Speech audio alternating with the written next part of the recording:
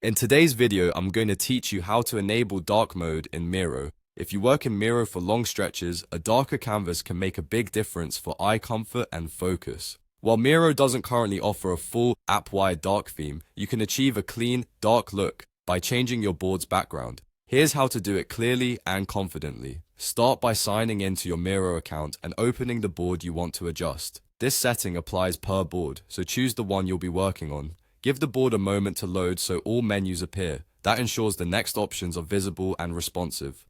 Once your board is open, look to the top left corner of the canvas. You'll see a three-dot menu, often called the More or Overflow menu. Click those three dots to reveal additional board controls. This menu is where Miro keeps board-level options, things that affect the overall canvas rather than an individual object, so it's the right place for changing the background. From that menu, select Board, then choose Background Color. This opens the background color picker for your board. Think of this as the canvas behind all your content. Frames, sticky notes, shapes, and text will sit on top of whatever you choose here. Now pick the darkness level that suits your workflow. You'll see gray, dark gray, and black.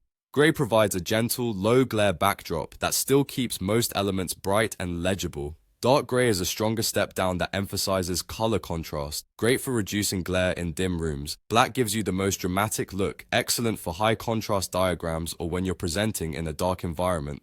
As you switch between these, glance around your board to check readability. Light-colored text, white frames, and pale connectors will usually pop nicely on darker backgrounds, while very dark shapes might need a lighter fill to stand out. A few quick tips to get the best result. If your board uses a lot of dark sticky notes, consider gray instead of black for better overall visibility. If you collaborate with teammates, let them know you've darkened the background so they can adjust object colors as needed. And remember, this change affects only the canvas, not the interface panels or toolbars, so your tools remain consistent and easy to find. That's all there is to it. Open your board, click the three dots in the top left, go to Board, choose Background Color, and select Gray, Dark Gray, or Black. It's a simple tweak that makes Miro easier on the eyes and more focused for deep work. Enjoy your darker workspace and happy building.